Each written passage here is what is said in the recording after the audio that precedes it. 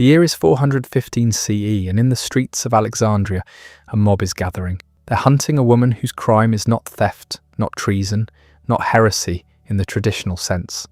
Her crime is knowing too much. In a few hours, she'll be dragged from her chariot, stripped and murdered with broken pottery shards in a church. Her name is Hypatia, and she's the last great mathematician of the ancient world.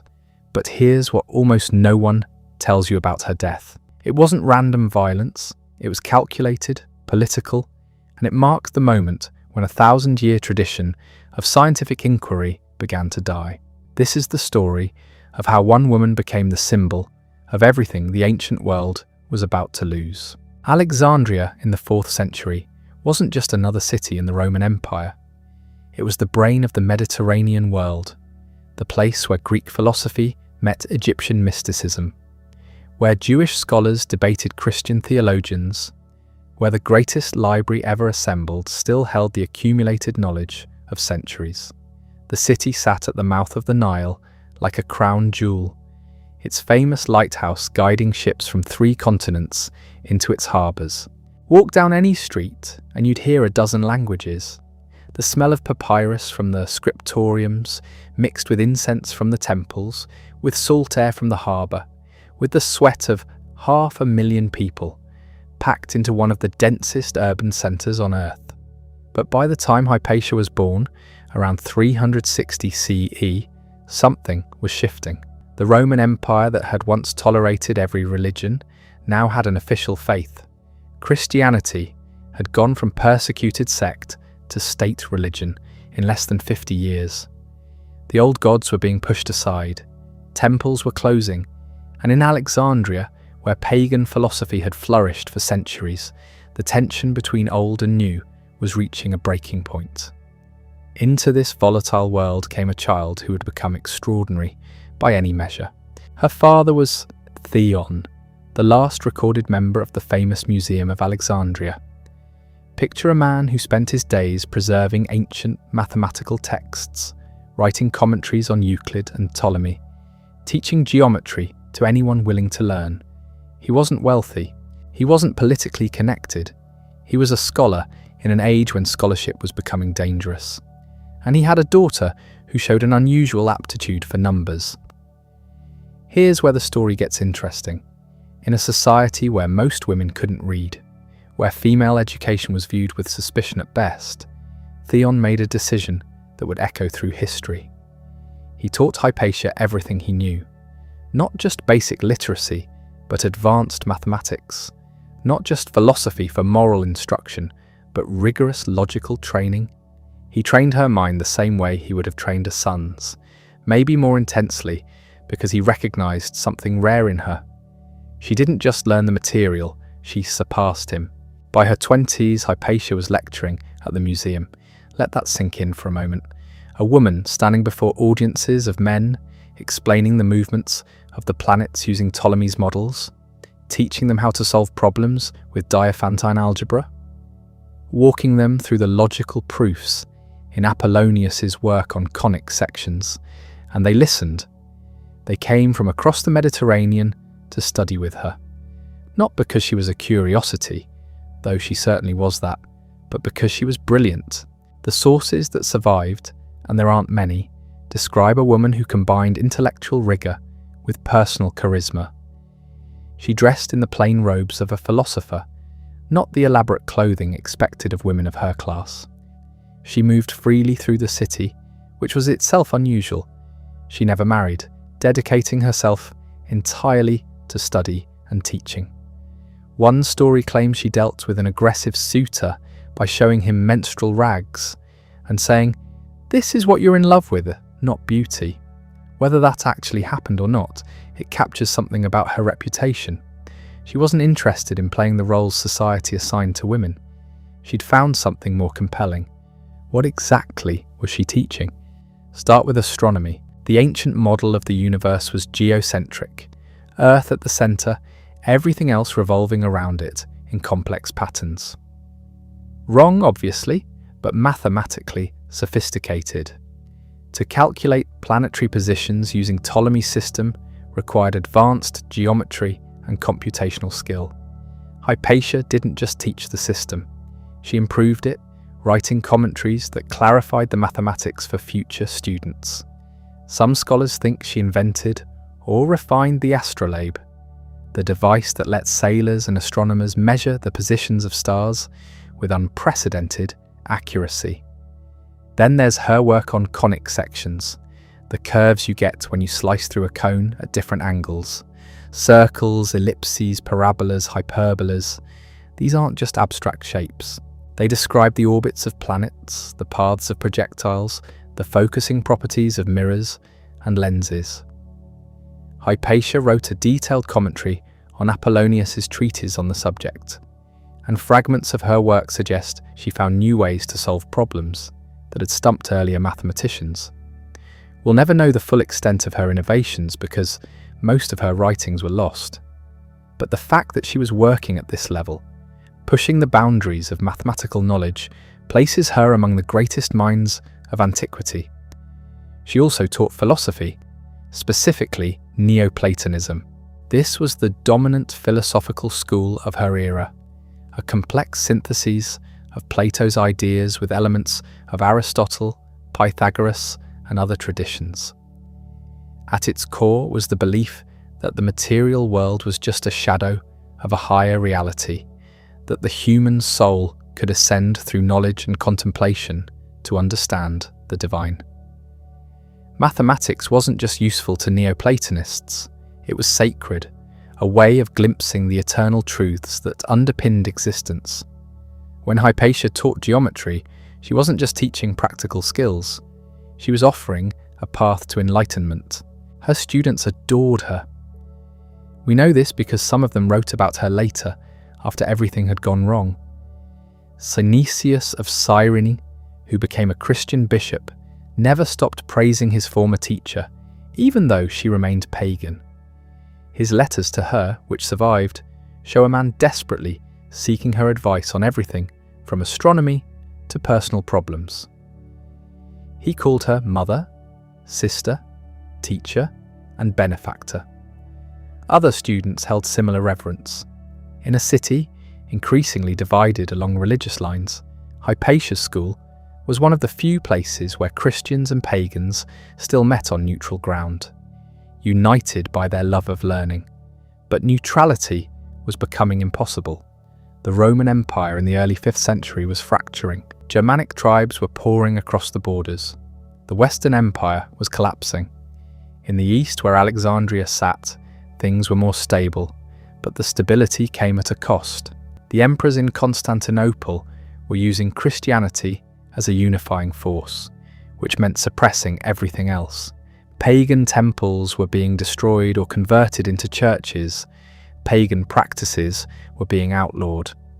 The great library of Alexandria, or what remained of it, was under threat. The world that had produced Hypatia was dying, and everyone could feel it. Alexandria's Christian community wasn't monolithic. There were different factions, different interpretations of doctrine, different visions for how the church should relate to the wider world. But by 412, one man had consolidated power as bishop. His name was Cyril, and he would become Hypatia's nemesis. Understanding Cyril means understanding the stakes. He wasn't just a religious leader, he was the most powerful person in Alexandria, commanding the loyalty of thousands of Christians, including the Parabolani, a group of monks who functioned as his private militia. Officially, they were caregivers for the sick. In practice, they were enforcers. Cyril had a vision of a Christian Alexandria, one where pagan philosophy no longer held influence, where the church controlled education and public discourse. He also had enemies. The Roman prefect Orestes was nominally Christian, but he valued the old traditions of classical learning. He believed in keeping religion and governance separate, and he was a friend of Hypatia's. He consulted her on matters of policy. He attended her lectures. In the increasingly polarized city, this friendship was dangerous for both of them. The conflict between Cyril and Orestes escalated through 414 and into 415. First came riots between Christians and Jews. Cyril expelled the Jewish community from Alexandria, thousands of people driven from their homes. Orestes protested to Constantinople that the bishop was overstepping his authority. Cyril's monks responded by attacking Orestes in the street, one of them hitting him in the head with a rock. The monk was arrested and executed, which Cyril then declared made him a martyr. The city was a powder keg, and Hypatia was visible. Too visible. She was still teaching, still giving public lectures, still advising Orestes. To Cyril's faction, she represented everything they were trying to eliminate. A woman teaching men, a pagan influencing Christian students, a philosopher whose very existence suggested that truth could be found outside the church. The accusations started quietly. She was practicing magic. She was preventing Orestes from reconciling with Cyril. She was leading Christians astray. None of it was true, but truth wasn't the point. What happened next would haunt the historical record for 16 centuries. One day in March 415, Hypatia was travelling through the city in her chariot. She was probably going to lecture, or perhaps returning home. A mob intercepted her. They were led by a reader named Peter, one of Cyril's subordinates. They dragged her from the chariot and took her to a church called Caesareum. What happened inside that church was so brutal that even the ancient sources, which weren't squeamish about violence, struggled to describe it fully. They stripped her. They killed her with broken pottery shards, sharp fragments of roof tiles that flayed the flesh from her bones. Then they dismembered her body and burned the pieces.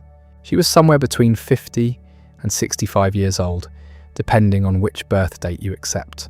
She had spent her entire life pursuing knowledge and teaching others, and she died because that pursuit had become intolerable to people who believed they already possessed all the truth that mattered. The murder shocked even Alexandria's hardened population. Orestes launched an investigation, but it went nowhere. Cyril's power was too great. No one was ever punished for Hypatia's death. Cyril himself claimed he had nothing to do with it, that the mob had acted on their own. Maybe that's technically true. Maybe he never explicitly ordered her killing, but he'd created the environment where such a thing became possible, where his followers believed that eliminating her would please their leader and their god. Synesius, her former student, and by then a bishop himself, was devastated. His letters from this period are filled with grief and barely suppressed rage. Other intellectuals across the Mediterranean expressed horror, but here's the thing that makes her death even more significant than the tragedy of one woman's murder, however brutal. After Hypatia, the tradition of mathematical and philosophical inquiry in Alexandria essentially died. No one stepped forward to take her place. Her students scattered. The museum, which had functioned for centuries as a centre of learning, faded into irrelevance and eventually disappeared from the historical record. The Great Library, already much diminished, lost its last defenders. Some historians argue this is overstated, that the decline of classical learning had many causes and would have happened anyway. They're not wrong that the process was complex. The Roman Empire was collapsing. Economic systems were breaking down. The infrastructure that had supported scholarship for centuries was crumbling. But symbols matter, and Hypatia became a symbol of what was being lost. Not just one woman, but an entire way of thinking about the world. A tradition that valued observation, logic, and open inquiry. A tradition that believed human reason could uncover truth without divine revelation. The Roman Empire that had once stretched from Britain to Mesopotamia was tearing itself apart. By the time Hypatia died in 415, the western half was just 61 years from total collapse. The eastern half would survive another 1,000 years, but it would be a very different civilization. Christianity, once a persecuted sect meeting in secret, now controlled the machinery of imperial power, and that power was being used to reshape the world. In 391, 24 years before Hypatia's murder, Emperor Theodosius I had issued a decree that changed everything. Paganism was now illegal. The old temples were to be closed or converted. The traditional sacrifices were forbidden. The priests were stripped of their privileges. This wasn't just a change in official policy, it was civilizational revolution enforced at sword point. Across the empire, mobs of Christian zealots attacked pagan sites. In Alexandria, they destroyed the Serapeum, the daughter library that had survived when the Great Library burned. The scrolls that had survived centuries of war and accident were torn apart by people who couldn't read them and didn't care what they contained. In Rome, the Vestal Virgins who attended the sacred flame for over 1,000 years were disbanded. The flame went out. In Athens, the philosophical schools struggled on, but with diminishing resources and increasing harassment. The world Hypatia had inhabited, where different traditions coexisted in uneasy but functional proximity, was disappearing. You couldn't straddle multiple worlds anymore. You had to choose, and if you chose wrong, you might not survive the choice. But here's what makes this period so complex, so resistant to simple narratives. The people doing the destroying weren't monsters. Most of them genuinely believed they were making the world better. They were eliminating error, combating demons, saving souls. From their perspective, the old knowledge wasn't valuable. It was dangerous. It led people away from salvation. And they had a point, sort of. The classical world had been built on slavery. Its philosophy had been created by men who owned other human beings and thought nothing of it. Its mathematics had been used to design weapons and extract taxes. Its astronomy had supported astrological fatalism that told people their lives were predetermined by the stars.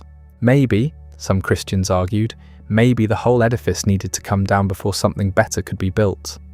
Hypatia's death became a flashpoint in this larger conflict. The pagan historians who wrote about it, men like Damascius, who composed his account more than a century later, portrayed her as a martyr to philosophy, a woman of perfect virtue, murdered by ignorant fanatics. The Christian historians were more ambiguous. Socrates Scholasticus, writing just a few decades after the event, acknowledged that her death was unjust but suggested she'd been too involved in politics, too close to Orestes, too influential for her own good. The implication was that she'd somehow brought it on herself. Neither version is entirely accurate. Hypatia wasn't a perfect Platonic sage floating above earthly concerns. She was a real woman navigating an impossible situation. She had political connections because you needed political connections to survive. She taught Christians because most of her potential students were Christians. She tried to maintain neutrality in a world that was rapidly deciding neutrality wasn't an option, and she paid for that attempt with her life. The immediate aftermath was chaos. Orestes, the prefect who'd been her friend and protector, essentially lost his power struggle with Cyril. Within a year or two, he disappeared from the historical record. Either he died, was recalled to Constantinople, or simply gave up and left. Cyril consolidated his control over Alexandria. He would go on to become one of the most powerful churchmen of the 5th century, playing a major role in the Council of Ephesus and shaping Christian doctrine for centuries to come. The Catholic and Orthodox churches would eventually declare him a saint. The irony is almost too perfect. The man who created the environment that killed the last great female mathematician of antiquity is venerated by billions. The woman who dedicated her life to knowledge is remembered mainly for how she died. But that's not quite the end of her story, because something strange happened in the centuries after Hypatia's death. She didn't disappear from memory. Instead, she became a figure that each age would reshape according to its own concerns. In the medieval period, Christian writers mentioned her occasionally, usually as an example of misguided pagan learning. She was brilliant, they acknowledged, but she'd been brilliant in the service of error. In the Renaissance, when classical learning was being rediscovered and celebrated, she began to appear in a different light, a scholar who'd preserved ancient wisdom, a teacher who'd passed on Plato and Euclid to future generations. By the Enlightenment, she'd become something else entirely, a symbol of reason murdered by religious fanaticism. Voltaire mentioned her. Gibbon devoted space to her in his Decline and Fall of the Roman Empire. She was proof, these writers argued, of what happened when religion gained too much power. When faith replaced reason as the organizing principle of society. The 19th century added another layer. She became a feminist icon, one of the first women in a catalogue of female achievement. Writers like Charles Kingsley, who published a historical novel about her in 1853, portrayed her as a woman ahead of her time, fighting not just religious oppression, but the limitations placed on her sex. Each generation found in Hypatia what it needed to find: a pagan martyr, a Christian cautionary tale, an Enlightenment hero, a feminist pioneer. And maybe that's appropriate. Maybe that's what happens when someone dies, not just for what they knew, but for the act of knowing itself. What we can say with certainty is limited but significant. She was a real person. She taught mathematics and philosophy in Alexandria. She was respected by students and colleagues. She was murdered by a mob. And after her death, the tradition of classical learning in Alexandria effectively ended. The students she'd trained scattered across the Mediterranean. Some went to Athens, where the philosophical school still functioned, barely. Some went to Constantinople, the new Rome, where a different kind of Christian culture was developing. Some simply gave up, recognizing that the world had changed and their kind of knowledge was no longer welcome. The scrolls and texts that had survived in Alexandria's remaining libraries were gradually lost, not in one dramatic burning, but through neglect and indifference. When you believe you have access to ultimate truth through revelation, mathematical proofs seem less urgent. When you're convinced the world is about to end, charting the movements of planets seems pointless. The technical knowledge didn't vanish immediately. Engineers still built aqueducts, doctors still treated patients, farmers still observed the seasons. But the tradition of systematic inquiry, of building on previous knowledge, of testing theories against observation, that tradition went underground. It would survive in monasteries in the Islamic world, in scattered individuals who kept the flame alive, but it wouldn't flourish again in Europe for 1,000 years. Some historians call the period that followed the Dark Ages. Others argue that's unfair, that medieval civilization had its own achievements and sophistication. Both are right. The world that emerged after Rome's fall wasn't simple darkness. It was complex, often brutal, occasionally brilliant. But it was a world where Hypatia's kind of knowledge was suspect, where mathematics was acceptable only if it served theology, where astronomy was studied mainly to calculate Easter. The question that haunts anyone who learns about Hypatia is the simplest and most impossible to answer. What would have happened if she'd lived? If the mob had dispersed that March day in 415? If Cyril had been less zealous, or Orestes more powerful? If Alexandria had remained a place where philosophers could teach without fear? We can't know. History doesn't do hypotheticals, but we can trace what was lost in the centuries after her death. The mathematical developments that didn't happen, the astronomical observations that weren't made, the philosophical questions that went unasked, the students who might have been inspired but never got the chance. Because here's the thing about killing a teacher. You don't just kill one person, you kill everyone they might have taught, every insight they might have shared, every student who might have gone on to make their own discoveries. The ripples spread out infinitely. Hypatia's father Theon had trained her to be his successor, to carry on the work of preserving and transmitting ancient knowledge. She'd done exactly that. She'd taken what she'd learned and passed it to the next generation. That's what teachers do. It's how knowledge survives. And then the chain broke. There's a manuscript in the Vatican Library, copied in the 9th century, 400 years after Hypatia's death. It contains commentary on Ptolemy's Almagest, the great astronomical work that had been the foundation of understanding the heavens for centuries. The commentary is technical, detailed, sophisticated. It shows a deep understanding of both mathematics and observational astronomy. And at the end, in a different hand, a medieval scribe has added a note. Hypatia the philosopher taught this. That's all. 3 words. Hypatia the philosopher taught this. It's not much to build a legacy on, but it's something. Proof that she existed, that she taught, that what she taught mattered enough for someone to remember it 4 centuries later, to copy it out carefully, to preserve it for a future that would eventually care again about such things. The mathematical work she did has mostly vanished. The editions of Ptolemy and Diophantus that she prepared with her father are lost. The astrolabe she designed exists only in descriptions. The astronomical tables she calculated are gone. We have fragments, mentions in other texts, references that tell us something existed without telling us what it said. But we know she was there, in Alexandria, teaching, thinking, calculating the movements of celestial bodies, and explaining Platonic philosophy to rooms full of students who travelled from across the Mediterranean to study with her. We know that for a brief moment, in one city, one woman held in her mind the accumulated mathematical and philosophical wisdom of 800 years. And then we know she was gone.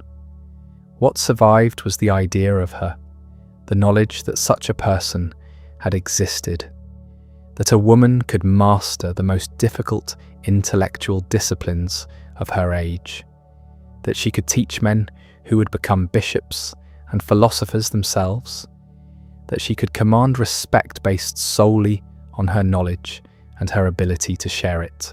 That idea, more than any specific theorem or observation, is perhaps her most important legacy.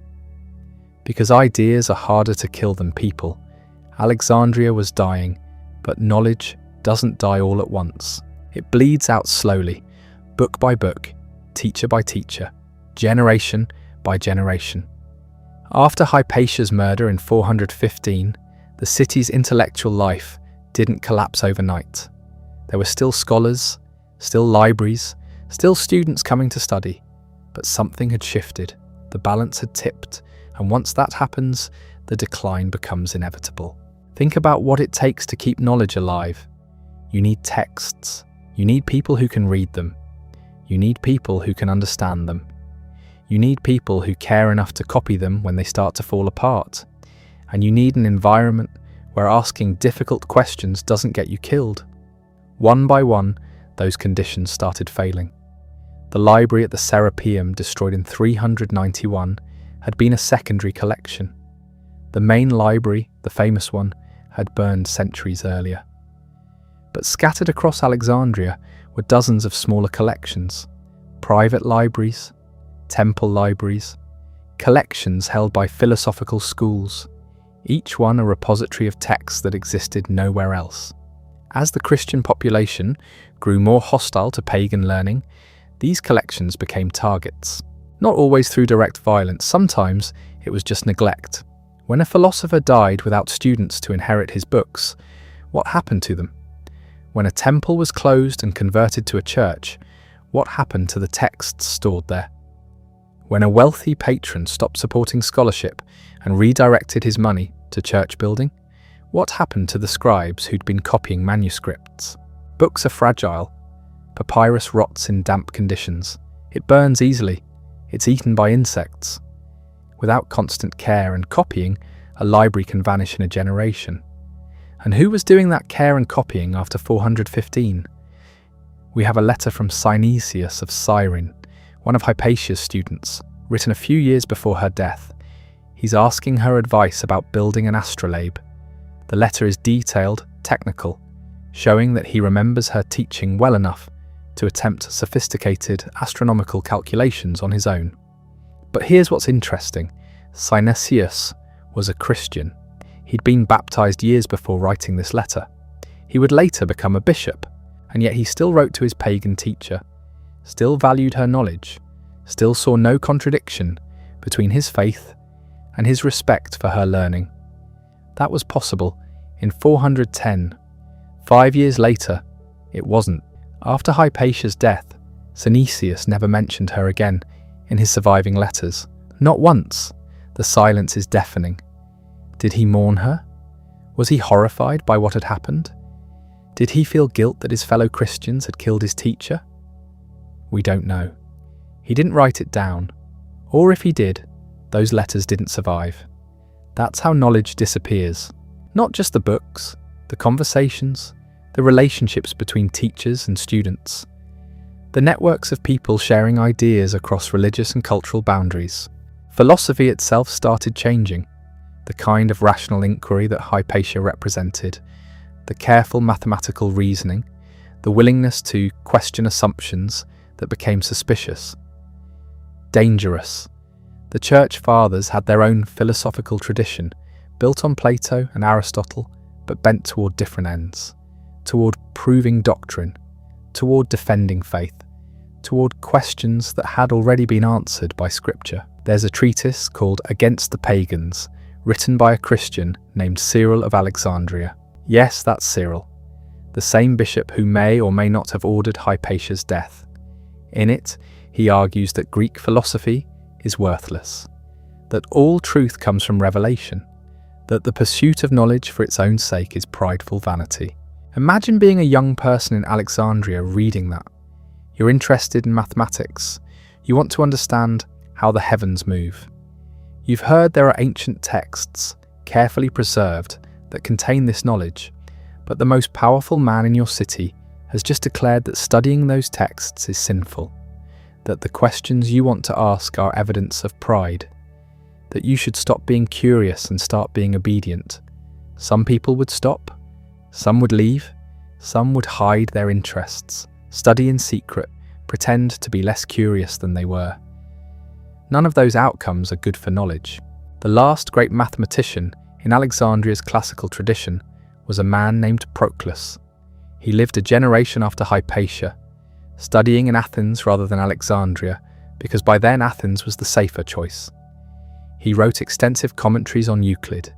He preserved theorems and proofs that would otherwise have been lost, and he never once mentioned Hypatia. Why?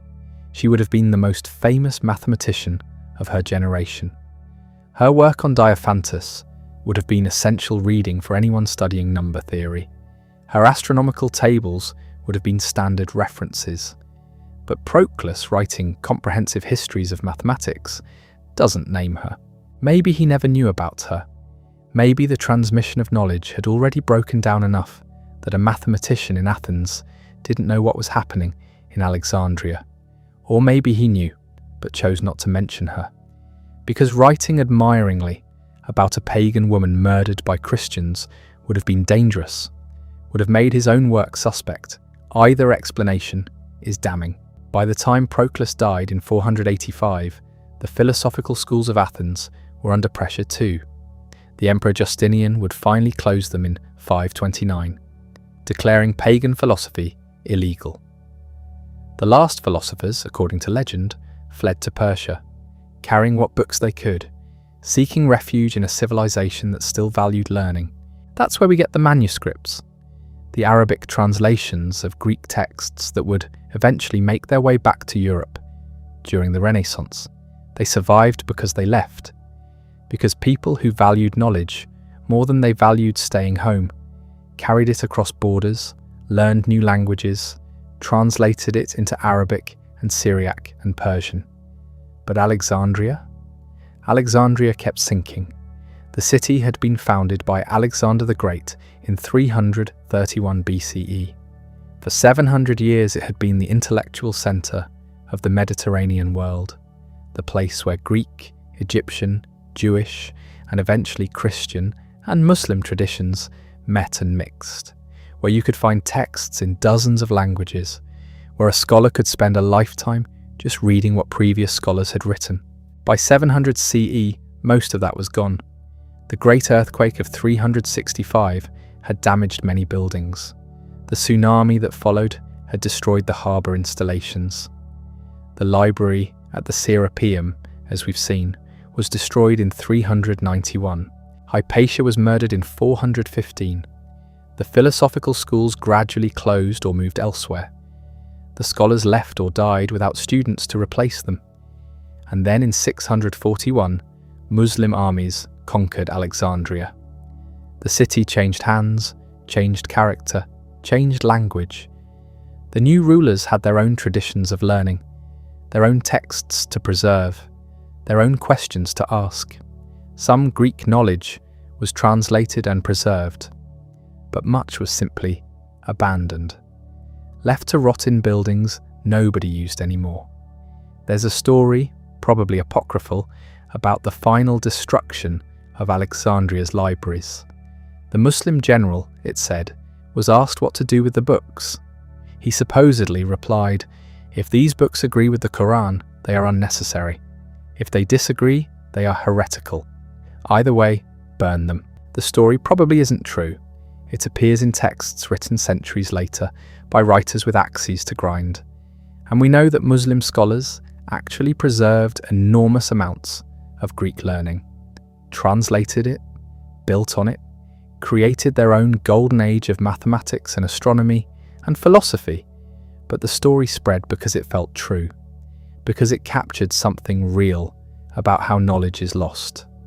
Not necessarily through deliberate destruction, though that happens, but through indifference, through the decision that certain questions aren't worth asking, that certain books aren't worth copying, that certain traditions of learning can be allowed to fade away because we have different priorities now.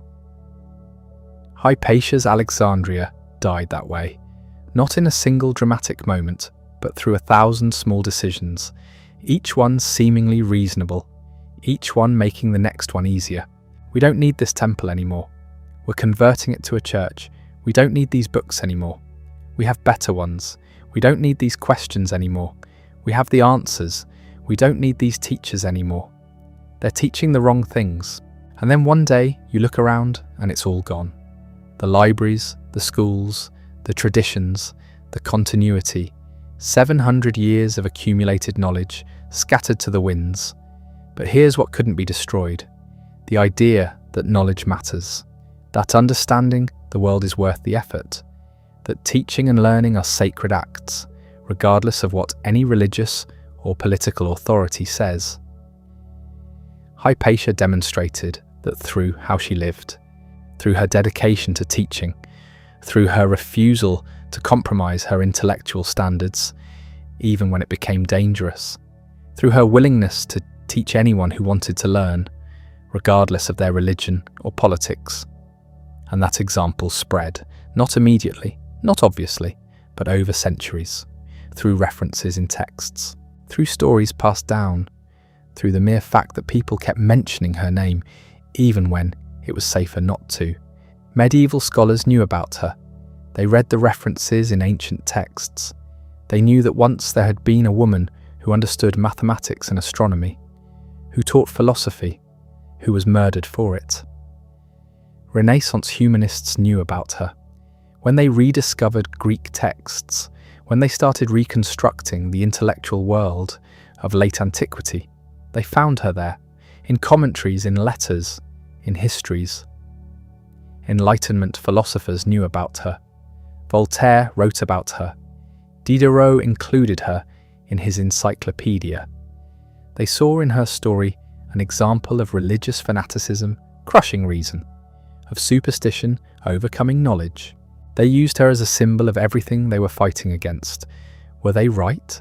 Was her story really that simple? Religious fanatics versus rational philosophy? Christianity versus paganism? Faith versus reason?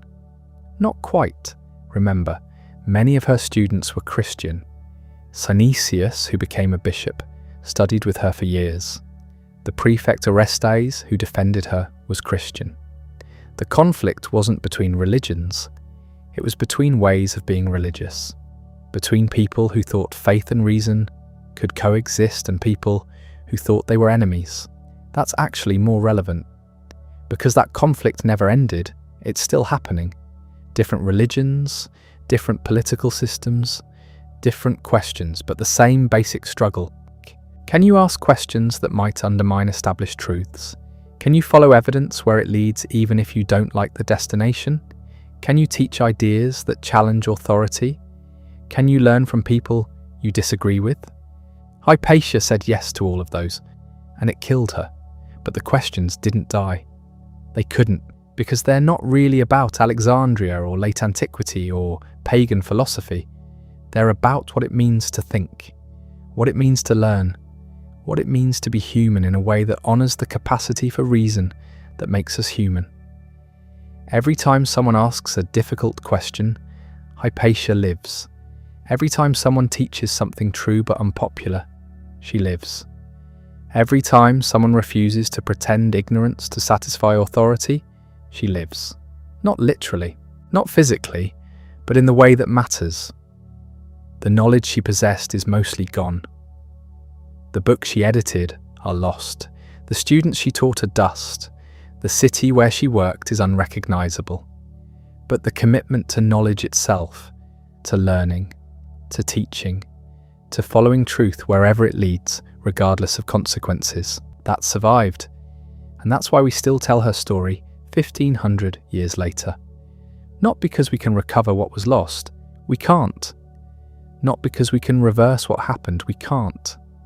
But because every generation needs to remember that knowledge is fragile, that it requires defenders, that defending it is sometimes dangerous, and that it's worth defending anyway. The story doesn't end with Hypatia's death, it ends with us, with what we do with the knowledge that we have, whether we protect it, whether we pass it on, whether we honor the people who kept it alive when it would have been easier and safer to let it die. The library is gone now. Not just Hypatia's books, the entire library, all of it.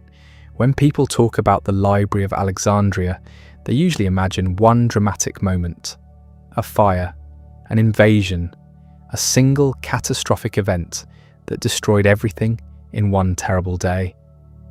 That's not what happened. The destruction took centuries. It was slow, piece by piece, building by building, book by book. The royal library, the one attached to the palace, that probably burned during Julius Caesar's attack in 48 BC. Maybe. The sources are unclear. Some say it burned completely. Others say only the warehouses near the harbour burned. We don't know how many books were lost. Could have been thousands. Could have been hundreds of thousands. We're guessing. The daughter library, the one at the Serapeum where Hypatia might have worked, survived longer. Much longer. It was still functioning in the 300s. Maybe into the 400s. We know this because people were still using it. Still cataloguing scrolls. Still copying texts. Then in 391, that riot happened. The one where Christians destroyed pagan temples. The Serapeum was a target. Not because of the books necessarily, because of the temple, because of the statue of Serapis, because it represented the old religion. Did they burn the library too? Some sources say yes, others say the library was already gone by then. Moved, dispersed, absorbed into private collections. We don't know. By Hypatia's time, there probably wasn't one central library anymore. There were private collections, personal libraries, scholars keeping books in their homes, teachers maintaining their own collections, knowledge scattered across the city instead of concentrated in one place. Actually, safer that way. When one building burns, you don't lose everything, but also more fragile. When one collector dies, when one house burns, when one family decides books aren't worth the trouble, those books disappear. No central catalogue, no backup copies, just gone. And that's what happened. Not all at once, over generations. Books were expensive, papyrus deteriorated, you had to recopy texts constantly or they'd become unreadable. That takes time, takes money, takes people who care enough to do the work. As Alexandria declined, fewer people had that time, that money, that motivation. The Christian emperors weren't necessarily hostile to all learning. Constantine founded libraries. Theodosius collected books, but they were selective. Christian texts got copied. Pagan texts, especially Philosophical and scientific works got lower priority. Not banned exactly, just not important enough to preserve. Some survived because Christians found them useful. Plato got copied because Christian theologians used his philosophy. Aristotle survived because his logic was valuable. Euclid's geometry, Ptolemy's astronomy, these had practical applications. You needed geometry for architecture, astronomy for calculating Easter, so those got preserved. But texts without obvious utility? Poetry that celebrated pagan gods? Philosophical works that questioned Christian doctrine? Those were more vulnerable. They didn't get destroyed necessarily, they just didn't get copied. And when the original deteriorated, that was it. Gone. Think about what that means. Hypatia edited Apollonius. We have some of his work, but only some. The parts that later mathematicians thought were important enough to copy. The rest lost. We don't even know what we're missing. She edited Diophantus. We have 6 of his 13 books. Maybe. The count isn't certain. Where are the other 7? We don't know. Were they even real? Did they ever exist? Or did some medieval copyist miscount? We're guessing. Her father's commentary on Ptolemy, the one she probably helped with. We have pieces, fragments preserved in other works, but the complete text, gone. Her own writings, the astronomical tables, the philosophical commentaries, the letters to students, all of it, every single word she wrote, vanished. We know they existed because other people mentioned them. Synesius quotes her in his letters. Later scholars reference her work. But the originals are gone? Completely. No copies survived. You can imagine them though.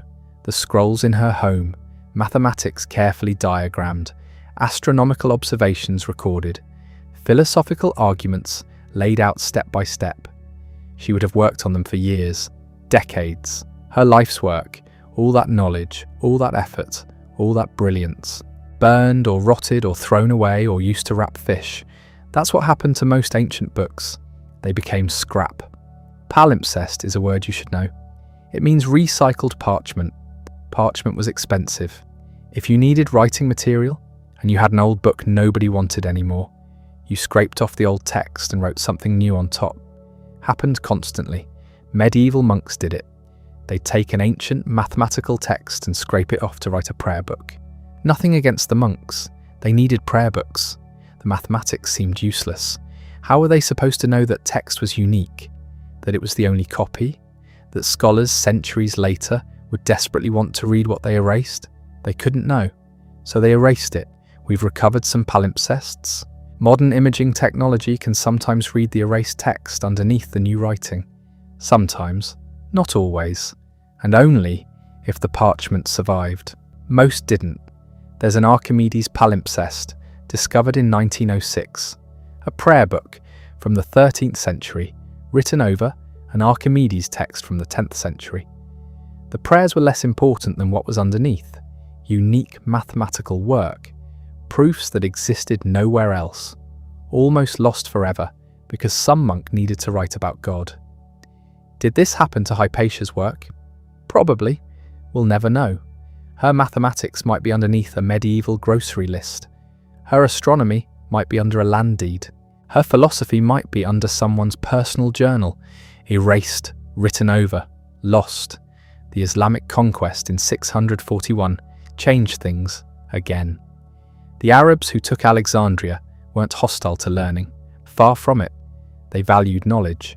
They translated Greek texts into Arabic, preserved things that might otherwise have been lost. But they were selective too.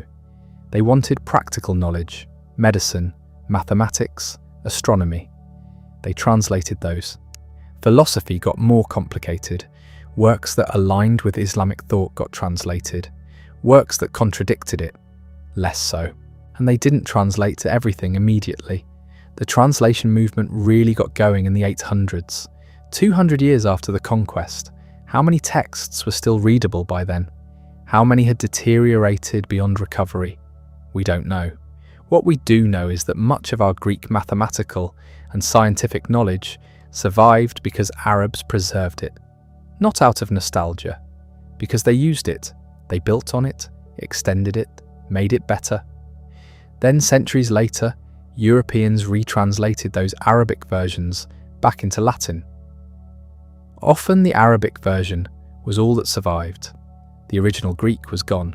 So now we're reading a Latin translation of an Arabic translation of a Greek original. Like a photocopy of a photocopy, each step loses something, changes something. But it's better than nothing. Some texts made that journey.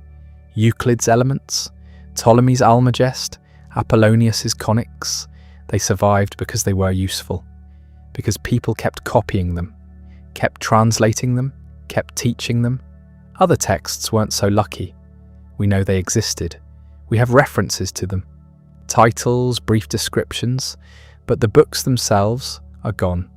Hypatia's work is in that category. We know it existed. We know roughly what it was about, but we can't read it, can't study it, can't learn from it. That's the real tragedy.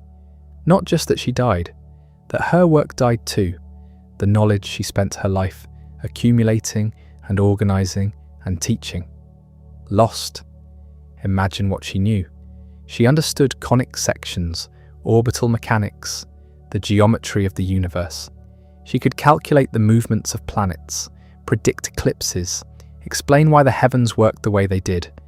She understood Plato, Aristotle, Plotinus, the entire philosophical tradition, could trace arguments across centuries, show how ideas evolved, demonstrate where thinkers agreed and disagreed and why. She could teach all of this, make it comprehensible, take complex mathematics and break it down until students understood. Take abstract philosophy and make it relevant, make it real, and all of that is gone. The books she studied from are gone. The books she wrote are gone.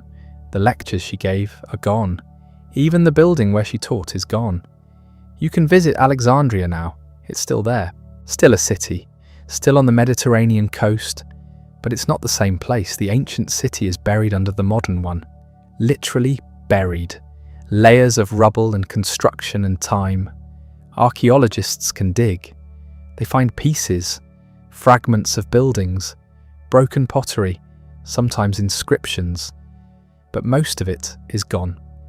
The palace quarter where the old library stood is underwater now. The harbour shifted, the land subsided, the ruins sank.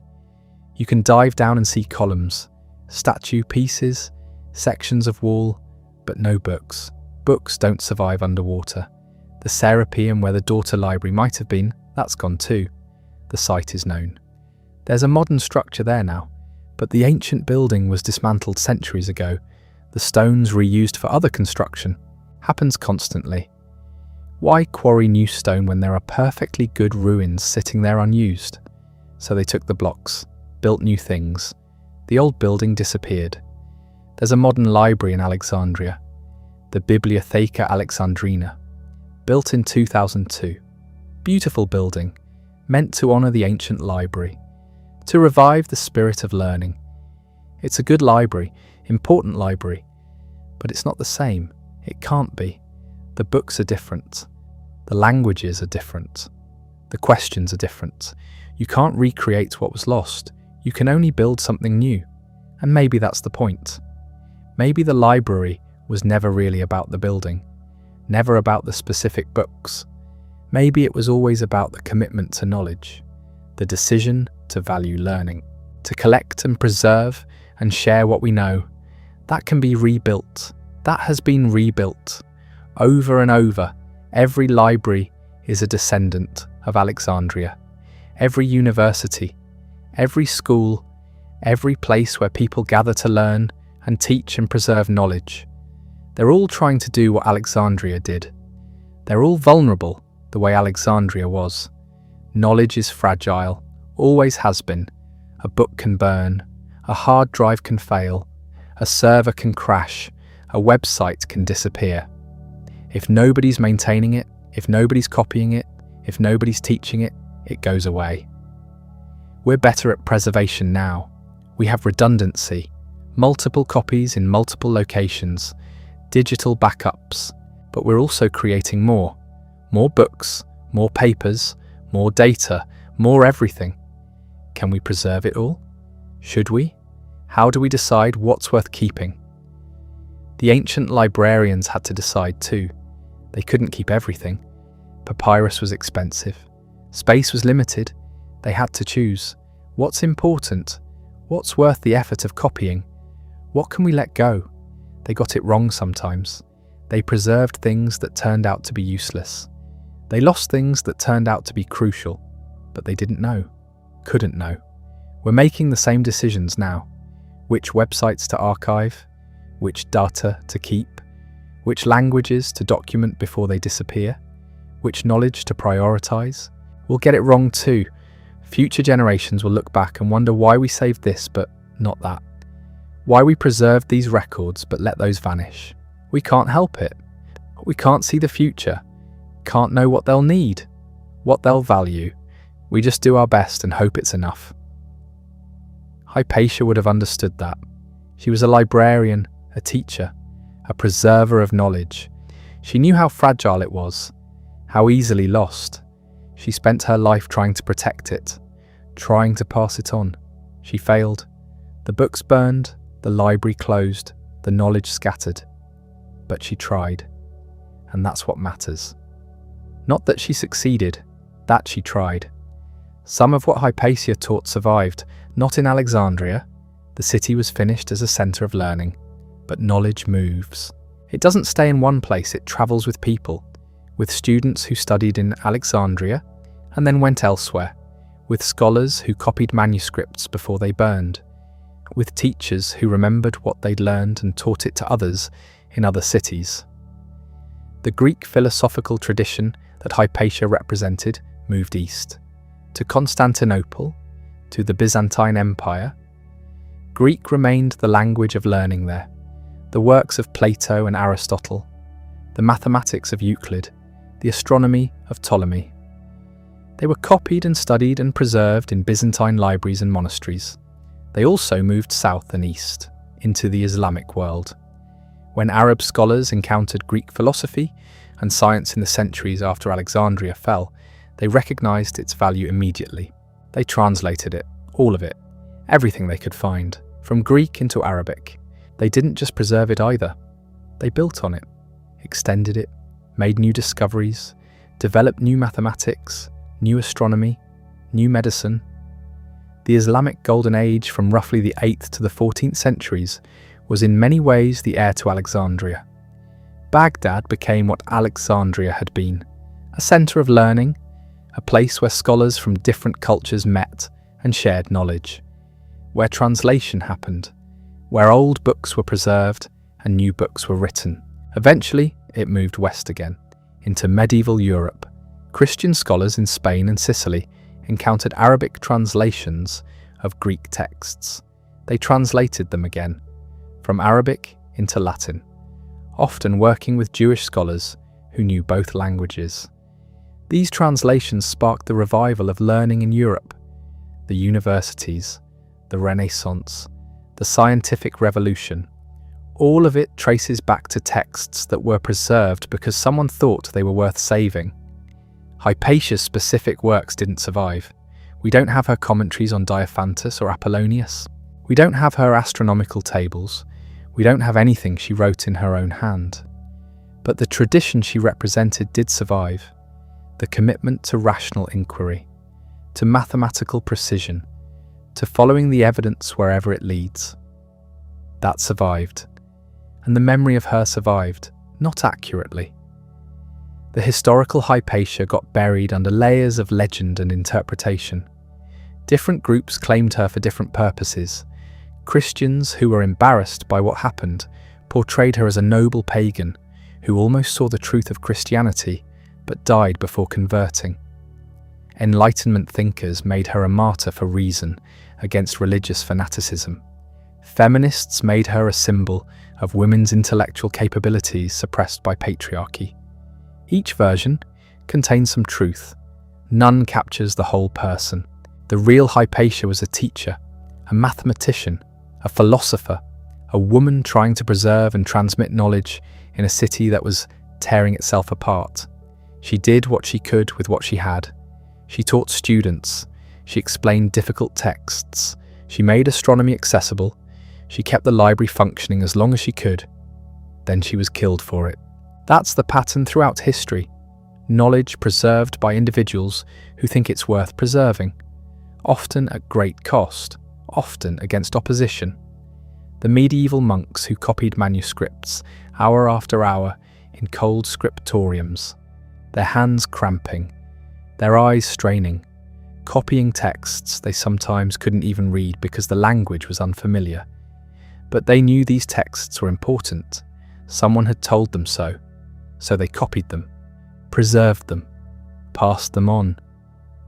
The Islamic scholars who sought out Greek manuscripts in monasteries and private collections, who paid high prices for damaged copies, who spent years translating technical vocabulary that had never been rendered in Arabic before, who argued about the best way to express philosophical concepts in a different language. They preserved knowledge across a language barrier, made it accessible to a new culture. The Renaissance humanists who searched monastery libraries for forgotten classical texts, who found crumbling manuscripts that hadn't been read in centuries, who recognized their importance and had them copied before they disintegrated entirely, who published them so scholars everywhere could access them. They saved knowledge that was on the verge of disappearing. The pattern continues. Knowledge survives because people care enough to preserve it, to copy it, to translate it, to teach it, to pass it on. It's labour, always has been. Before printing, it was manual labour, physical copying. Every book a unique object created by hours of work. After printing, it got easier, but still required effort, decisions, resources. Now it's different. Digital storage is cheap. Copying is instant. We can preserve everything. But do we? Are we? Some things, yes. Major works, important documents, things that institutions decide are worth preserving. But what about the rest? The websites that disappear when someone stops paying for hosting. The social media posts that platforms delete. The digital art that exists only on one hard drive. The family photos stored on phones that die. The emails that services purge after accounts go inactive. We're losing things constantly. Not to fire, not to conquest, to neglect, to format obsolescence, to corporate decisions, to simple carelessness. The Library of Alexandria had an excuse. Preserving knowledge was hard, expensive, required constant labour. Every copy was a project. They did their best with limited resources. We don't have that excuse. Preservation is easier now than it's ever been. Storage is cheap. Distribution is instant. We have the tools, but do we have the commitment? Do we value knowledge enough to preserve it? Not just the important stuff, the canonical works, the things everyone agrees matter, but the marginal things, the weird things, the things that might turn out to be important later but don't seem important now. Alexandria made choices, had to. We could choose differently, could preserve more, should preserve more. But it requires intention, effort, resources. Someone has to care enough to do it. Someone has to think it's worth it. That's always been the case. Knowledge doesn't preserve itself, never has, never will. It requires people who think it matters, who are willing to put in the work, who understand that what we know is valuable, that it can be lost, that it has been lost, that it will be lost again if we're not careful. Hypatia understood that. She spent her life teaching and preserving knowledge, trying to pass it on to students who would pass it on to their students, building a chain of transmission that would outlast any individual, any institution, any city. She failed. The chain broke, the knowledge scattered, but other chains held. Other teachers in other places kept teaching, kept preserving, kept passing it on. That's what survived Alexandria. Not the building, not the books, the commitment, the idea that knowledge matters, that it's worth preserving, worth teaching, worth fighting for. Every library since has been an attempt to recreate that, to build a place where knowledge is valued, protected, made accessible. They're all vulnerable, all temporary, all subject to fire and flood and political upheaval and simple neglect. But they keep trying, keep building, keep preserving. Because the alternative is worse. The alternative is letting it all disappear, letting each generation start over, rediscover everything, make the same mistakes, lose the same knowledge. That's what happened after Alexandria. Not immediately, not completely, but partially, gradually. Things were lost, had to be rediscovered, or never were rediscovered, gone forever. We know the names of Greek mathematicians whose works are lost. We have references to their books in other books. We know they existed, we know they were important, but the books themselves are gone. We'll never read them, never know what they discovered, what they understood, what they could have taught us. Same with philosophers, playwrights, historians, scientists. We have fragments, quotations, second-hand descriptions, but the original works are gone. Burned with Alexandria, or lost some other way. That's the cost. That's what happens when knowledge isn't preserved. When the chain of transmission breaks, when the library burns. We lose not just the books, we lose what they contained. The ideas, the discoveries, the understanding, all the work that went into creating them, all the thought and effort and genius, gone. And we lose the possibility. The questions those books might have answered, the problems they might have solved, the directions they might have pointed, the inspiration they might have provided. We'll never know what we're missing. That's the tragedy. Not just that we lost something we can't even identify, can't even mourn properly because we don't know what it was. Some of it we can reconstruct. Scholars have spent centuries trying to piece together what was lost, using fragments, cross-references, descriptions in surviving works. It's detective work, intellectual archaeology. Sometimes it works. Sometimes we can figure out roughly what a lost book contained, what arguments it made, what discoveries it recorded. But it's not the same, not nearly. A reconstruction isn't the original. Can't be. Too much is missing. Too much is guesswork. The burning of the Library of Alexandria has become a symbol, a shorthand for the loss of knowledge, the destruction of learning, the triumph of ignorance over wisdom. That's not quite accurate. The library's destruction was more complicated than that, more gradual, more ambiguous, but the symbol is powerful because it captures something real, something that has happened over and over throughout history. Knowledge lost, learning destroyed, libraries burned, books banned, teachers silenced. It's still happening, right now, in different forms. Digital censorship, book bans, defunding of libraries, attacks on universities, suppression of research. It looks different than a mob attacking a philosopher in the street. But the result is the same. Knowledge lost, learning restricted, access denied. The specific methods change. The underlying pattern doesn't. Some people fear knowledge, fear learning, fear what happens when people think for themselves. So they attack the institutions that preserve and transmit knowledge. They always have. They always will. The question is whether we'll defend them, whether we'll value knowledge enough to preserve it, to protect it, to fight for it when necessary, whether we'll be like Hypatia, standing up for learning even when it's dangerous, even when it costs something, even when it would be easier to stay quiet, to go along, to let the books burn. That's the challenge every generation faces, not whether to build new libraries. That's easy, that's fun. Everyone wants to be the founder, the builder, the person who creates something new.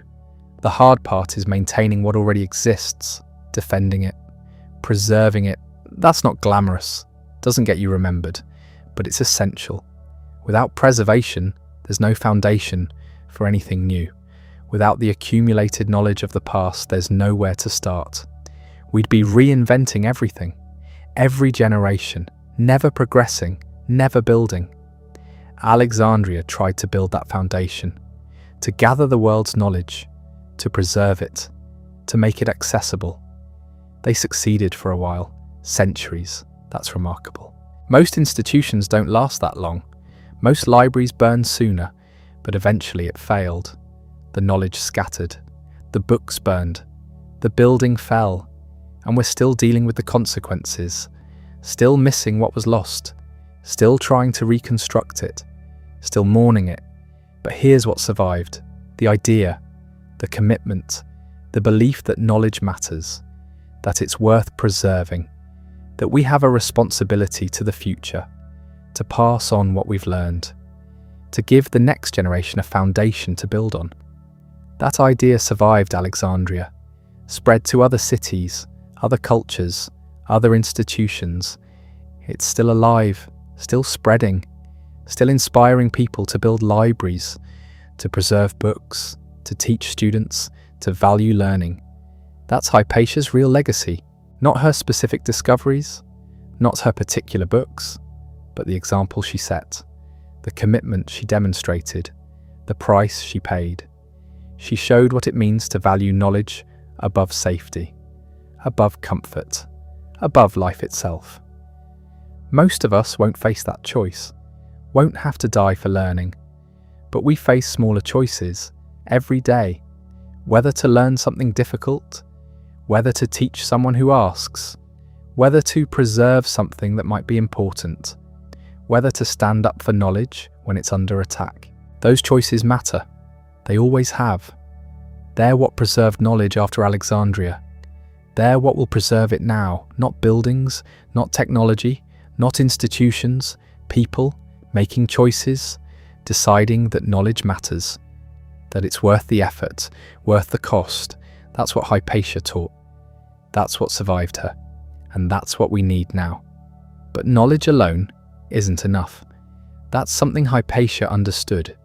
It's not just what you know, it's what you do with it, how you use it, who you share it with. Share it. Alexandria's library wasn't just a storage facility, wasn't just a museum for old scrolls.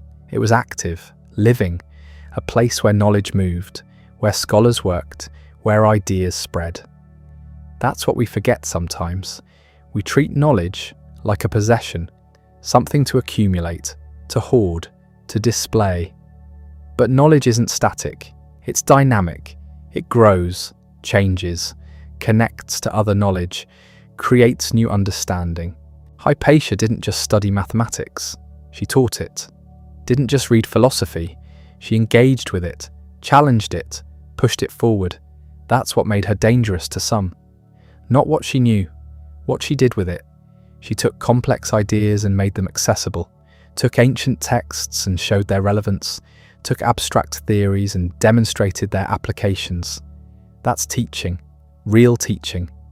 Not just transmitting information, transforming it, making it live.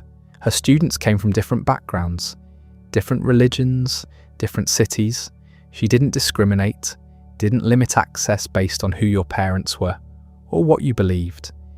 If you wanted to learn, if you were serious, if you could keep up, you were welcome. That openness was radical then, still is now. We like to think we're better, more enlightened, more egalitarian, but access to knowledge is still restricted by cost, by geography, by social barriers, by assumptions about who deserves education. The best universities still favour the wealthy. The best teachers still concentrate in privileged areas. The best resources still go to students who already have advantages. We've built new barriers to replace the old ones. Different mechanisms. Same result. Knowledge concentrated among those who already have power. Hypatia challenged that. Not through revolution, through example, by simply teaching everyone who came to her. Regardless, she demonstrated that knowledge could spread, should spread, must spread if it's going to survive. Because here's what happens when knowledge stays concentrated, when only a few people have access. It becomes fragile, vulnerable. One attack, one purge, one mob, and it's gone. But when knowledge spreads, when many people share it, it becomes resilient, hard to destroy. You'd have to silence everyone, burn every copy, hunt down every student. That's why authoritarian regimes always attack education first, why they close schools, ban books, exile scholars. They know. Concentrated knowledge is easy to control. Distributed knowledge is almost impossible. Hypatia's students scattered after her death, fled Alexandria, went to Constantinople, Athens, Rome, other cities. They carried what they'd learned, taught their own students, wrote their own books. The knowledge spread. Survived, despite the mob, despite the murder, despite everything. That's the real power of teaching, not just what happens in the classroom, what happens after, when students take what they've learned and pass it on, when knowledge multiplies, spreads, transforms. But teaching is also dangerous, always has been. Socrates executed for corrupting the youth. Jesus crucified for his teachings. Countless scholars throughout history imprisoned, exiled, killed, for the crime of teaching, of sharing knowledge, of making people think. Why? What's so threatening about education? About learning? About knowledge? Control, that's what. Knowledge is power, real power, not just metaphorically, literally.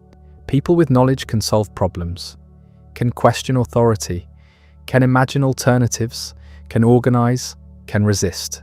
Ignorant populations are easy to control. Tell them what to think, what to believe, what to do. They'll comply, they don't know any better. Don't have the tools to question, don't have the knowledge to resist. But educated populations are difficult. They ask why, they demand evidence, they compare what you're telling them to what they know. They see through propaganda, through manipulation, through lies. That's why authoritarian leaders always attack education, always defund schools, always restrict access to information, always control what can be taught. They need ignorance, depend on it, can't survive without it. Hypatia threatened that control, not through violence, not through politics, through teaching, by giving people knowledge, tools, the ability to think for themselves. That was more dangerous than any army, any conspiracy, any rebellion, and they killed her for it, tried to kill what she represented, failed, because you can't kill an idea by killing a person, can't stop knowledge by silencing one teacher. The students remain, the books remain, the commitment remains. That's what survived Alexandria, not the building, not the collection, not even the institution. The commitment to teaching, to learning, to passing knowledge forward, to the next generation, and the next, and the next. Every teacher who takes their work seriously is continuing what Hypatia started. Every student who engages deeply with learning is honouring what she died for. Every person who values knowledge above comfort is walking her path. But it's hard. Teaching is hard. Learning is hard. Maintaining that commitment is hard, especially when it's not rewarded, when it's actively discouraged, when people attack you for it. Teachers today aren't murdered in the streets, usually, but they're underpaid, overworked, disrespected, blamed for society's problems, attacked by parents, politicians, media, for doing exactly what Hypatia did, teaching, sharing knowledge, making people think. And we wonder why there's a teacher shortage, why people leave the profession, why the best minds go elsewhere. We've made it almost impossible to sustain the commitment, to maintain the passion, to keep doing the work. That's not an accident, it's a choice. Societies that value knowledge invest in education, pay teachers well, give them resources, support, respect. Societies that fear knowledge do the opposite. Defund schools, attack teachers, make education as difficult as possible. Which kind are we? Look around. Look at school budgets, teacher salaries, class sizes, resources, support. The answer's pretty clear. We say we value education, say knowledge matters, say we want the next generation to succeed, but our actions tell a different story. We want education cheap, easy, convenient, not transformative, not challenging, not real.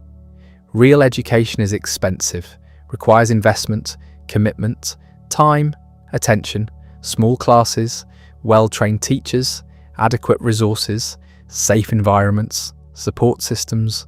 All of that costs money, takes effort, demands choices. We choose not to make those investments, not to provide those resources, not to create those conditions. Then wonder why education isn't working, why students aren't learning, why knowledge isn't spreading. Hypatia didn't have those problems. Not because her society was better, it wasn't, but because she made education her priority, her commitment, her life's work. She didn't wait for perfect conditions, perfect resources, perfect support. She taught anyway, with what she had, where she was, despite everything. That's what teachers do. Always have, always will. They work with inadequate resources, impossible conditions, overwhelming demands, and they teach anyway. Because someone has to, because knowledge matters, because students deserve better. But we shouldn't require that sacrifice, shouldn't demand that martyrs teach our children, shouldn't force people to choose between financial security and meaningful work. That's not how you build a society that values knowledge. That's how you lose it. Alexandria fell because it stopped investing in knowledge, stopped supporting scholars, stopped maintaining the library, stopped prioritizing learning. The physical destruction came later. The real decline started long before, when the commitment weakened, when other priorities took over, when knowledge became expendable. We're doing the same thing, slowly, gradually, cutting education budgets, closing libraries, defunding research, making it harder to learn, harder to teach, harder to preserve knowledge, not through mobs in the streets, through budgets, policies, choices, and we tell ourselves it's necessary. Economic realities, fiscal responsibility, tough choices, but those are just excuses, just ways to avoid admitting what we're really doing, choosing ignorance over knowledge, short-term savings over long-term investment, convenience over commitment. There's always money for what we prioritize, for what we value, for what we think matters. We find it, make it work, figure it out. The question is what we prioritize, what we value, what we think matters. Do we think knowledge matters? Do we think education matters? Do we think the future matters? Our answers to those questions determine everything else. Determine what we invest in, what we support, what we preserve. Hypatia answered yes. Knowledge matters, education matters, the future matters. She proved it with her life, with her death, with everything she did. We need to answer those questions too. Need to prove our answers, not just with words, with actions, with choices, with investments. Because the threats to knowledge haven't disappeared. They've just evolved, changed form, adapted. They're still here, still dangerous, still actively working to restrict access, limit learning, control information. Sometimes it's obvious. Book bans, school closures, budget cuts. Sometimes it's subtle. Paywalls, credentialism, geographic barriers. Either way, the result is the same. Knowledge concentrated among the few, denied to the many. That's what Hypatia fought against, what got her killed, what we're still fighting. Same battle, different era, same stakes. The question is whether we'll fight, whether we'll make the commitment, whether we'll value knowledge enough to preserve it, to share it, to defend it when necessary. Most of us won't face mobs, won't be murdered for teaching, won't have to choose between knowledge and survival. Our choices are smaller, easier, less dramatic, but they still matter, still add up, still determine what survives, what spreads, what reaches the next generation. Do we support teachers? Do we fund libraries? Do we make knowledge accessible? Do we challenge restrictions? Do we stand up when education is attacked? Do we prioritize learning over convenience? Those choices matter. They're what preserved knowledge after Alexandria. They're what will preserve it now. Not buildings, not technology, not institutions, people, making choices, every day, small choices that accumulate into something larger, something that outlasts us. That's what Hypatia understood, what she demonstrated, what she died for, the commitment to knowledge, to learning, to the future, to passing forward what we've received, to giving the next generation tools we were given, to maintaining the chain that connects us to the past and the future. That chain is fragile, always has been.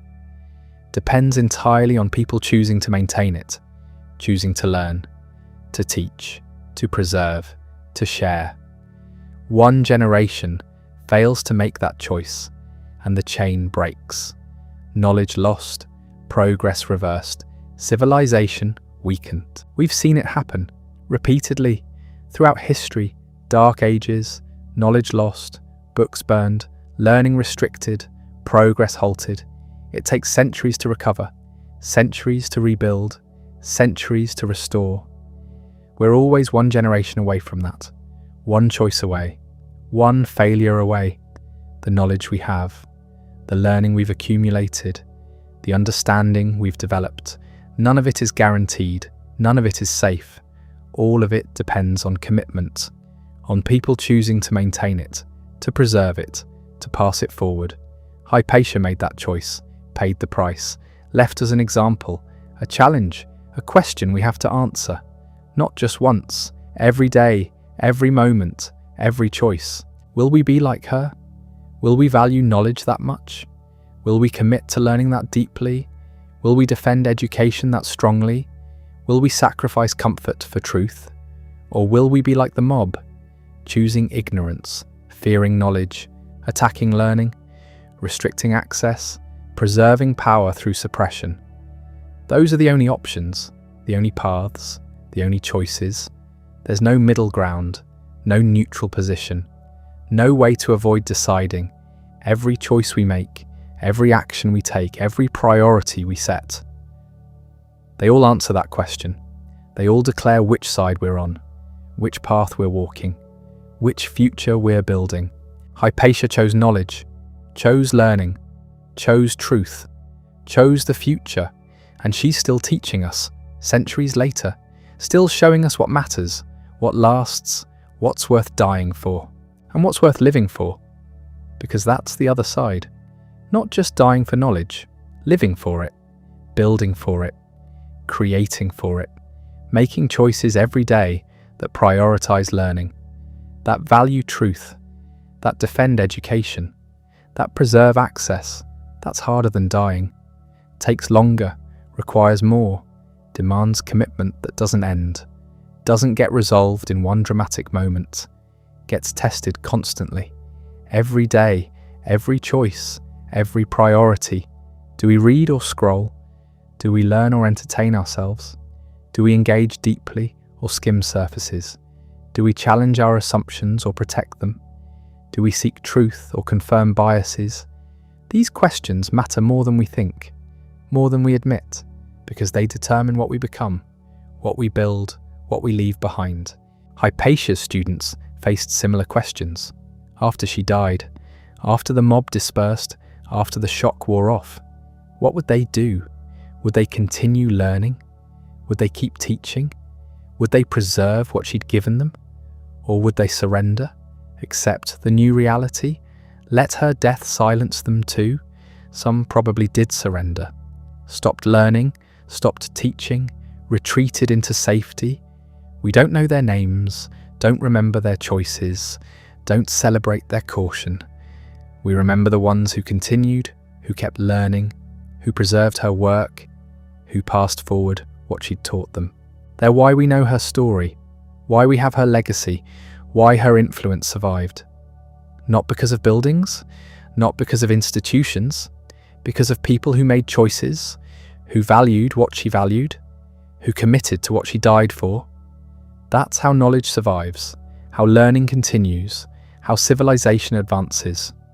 One person at a time, one choice at a time, one generation at a time. Making the commitment, maintaining the chain, passing it forward. And we're in that chain now. Whether we want to be or not, whether we recognize it or not, we've received knowledge, we've been taught, we've been given access, we've inherited accumulated wisdom. What do we do with it? That's our question, our test, our moment. Not as dramatic as Hypatia's, not as dangerous, not as costly, but just as important, just as consequential, just as determining, because the chain continues or breaks with us. Knowledge advances or retreats with us. Learning spreads or dies with us. We're not observers, not spectators, not audience members watching history unfold. We're participants, active agents, decision makers. Every choice we make either strengthens or weakens the chain. Every priority we set either advances or retreats civilization. Every action we take either values or dismisses knowledge. There's no neutral ground, no way to abstain, no option to sit it out.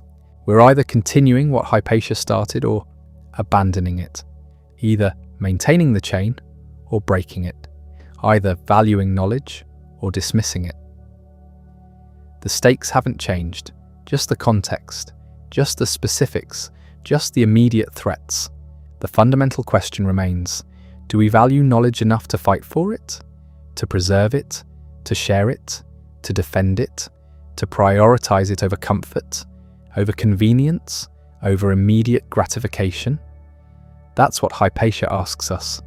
Across centuries, across cultures, across all the changes, she asks whether we're serious, whether we mean it, whether knowledge actually matters to us, or whether it's just something we claim to value, something we talk about, something we reference when convenient, but abandon when tested. Most people fail that test, not dramatically, not obviously, not in ways that make history, they just drift.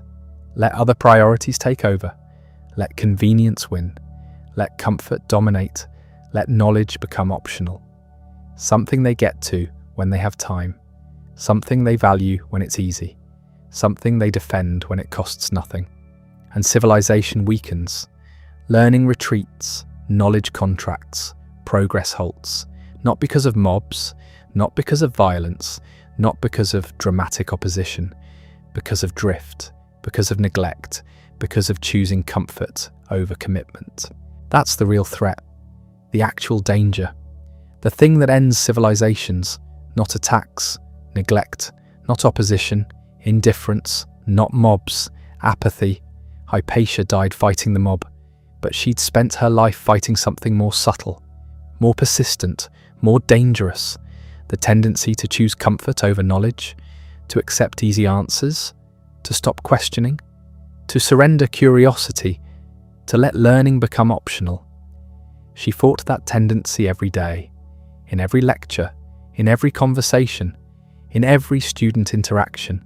That's what made her dangerous, not her specific teachings, not her particular ideas, not her individual conclusions, her commitment, her seriousness, her refusal to make knowledge optional, her insistence on learning, her demand for truth, her example. That's what threatened power. That's what sparked violence. That's what got her killed. Because committed people are dangerous. Serious learners are threats. People who actually value knowledge change things, challenge systems, question authority, refuse control. They can't be managed, can't be predicted, can't be controlled through fear or comfort. They found something more valuable than safety, more compelling than ease, more important than approval. They found truth, and once you find it, once you taste it, once you commit to it, everything else becomes secondary. Every threat becomes manageable. Every cost becomes acceptable. Every sacrifice becomes worthwhile. That's what Hypatia discovered. What her students learned. What her legacy teaches. Knowledge isn't just useful, isn't just practical, isn't just advantageous. It's transformative. Changes who you are, What you value, how you live, makes you different, makes you dangerous, makes you free. And that freedom is what threatens power, what sparks violence, what generates opposition. Because free people can't be controlled, can't be manipulated, can't be managed through fear. They found something worth more than safety, worth more than comfort, worth more than approval. They found truth, and they won't surrender it, won't compromise it, won't trade it for anything. That's the real lesson. The actual teaching, the genuine legacy. Not specific facts, not particular theories, not individual discoveries. The commitment, the seriousness, the refusal to make knowledge optional. That's what Hypatia left us, what she died for, what she's still teaching. And it's what we need now, more than ever, in a world drowning in information, but starving for knowledge. In an age of constant communication but limited understanding. In a time of unprecedented access but declining commitment. We need people who take learning seriously, who value knowledge deeply, who commit to truth completely, who refuse to make it optional, who maintain the chain, who pass it forward, who preserve what they've received. We need people like Hypatia, not martyrs necessarily, not heroes, not saints, just people who commit, who choose knowledge, who value learning, who defend education, who prioritize truth, people who make different choices, who set different priorities, who live different lives, who build different futures. That's what changes things, what preserves civilization, what advances learning. Not grand gestures, not dramatic moments, not heroic sacrifices, daily choices, consistent commitment, persistent prioritization. Choosing to learn when it's easier not to, choosing to teach when it's safer to stay silent, choosing to question when it's more comfortable to accept, choosing to think when it's simpler to react. Those choices matter. They accumulate, they compound, they determine everything. Hypatia made those choices every day for decades until they killed her. But the choices outlived her. The commitment survived. The legacy continued because other people made the same choices, valued the same things, committed to the same priorities, and the chain held. Knowledge survived, learning continued, civilization advanced, not smoothly, not easily, not without setbacks, but it survived. Because enough people chose it, enough people valued it, enough people committed to it. That's our inheritance, our responsibility, our opportunity. We've received knowledge that Hypatia helped preserve, learning that she defended, truth that she died for. What do we do with it? Do we value it enough to preserve it? Do we care enough to share it? Do we believe enough to defend it? Those questions aren't abstract, aren't theoretical, aren't academic. They're immediate. They're practical. They're determining. Because knowledge isn't self-preserving. Learning doesn't protect itself. Truth doesn't defend itself. People do. People choosing it, people valuing it, people committing to it, people like Hypatia, people like her students, people like us, if we choose, if we commit, if we act. That's the challenge, the invitation, the demand, not to be martyrs, not to be heroes, not to be saints, to be learners, to be teachers, to be preservers, to be links in the chain, to value knowledge enough to fight for it, to care about learning enough to defend it, to believe in truth enough to seek it. That's what Hypatia asks across the centuries. That's what her life demands. That's what her death challenges. And the answer matters. More than we know, more than we admit, more than we realize. Because we're answering not just for ourselves, not just for now, not just for this moment. We're answering for everyone who comes after, everyone who depends on the chain holding, everyone who needs the knowledge we've received. Our answer determines what they inherit, what they receive, what opportunities they have, what future they face. That's the weight, the responsibility, the privilege. We're not just living our own lives, we're living links in a chain. We're not just making our own choices. We're determining what survives. We're not just facing our own challenges. We're preserving or breaking a legacy. Hypatia understood that, lived it, died for it. She knew her choices mattered beyond her lifetime. Her commitment extended beyond her death. Her legacy would outlive her body, and it has. 16 centuries later, we're still talking about her, still learning from her, still challenged by her example, still confronted by her question. Will we value knowledge? Will we commit to learning? Will we defend truth? Will we maintain the chain? The answer starts now, starts here, starts with choices we make today. Not tomorrow, not someday. Today, this moment, this choice, this priority. Do we learn or drift? Do we engage or escape? Do we think or react? Do we commit or surrender? Those questions determine everything. They're Hypatia's questions, civilization's questions, the future's questions, and they're waiting for answers from us right now. The answer can't wait, won't wait, refuses to wait, because every moment we delay is a moment lost. Every choice we postpone is a choice made through inaction. Every priority we defer becomes a priority abandoned. Knowledge doesn't pause while we decide whether it matters. Learning doesn't freeze while we figure out our commitment. Truth doesn't suspend itself while we weigh convenience against principle. It moves, advances or retreats, spreads or contracts, survives or dies, based entirely on what we do, what we choose, what we prioritize, right now.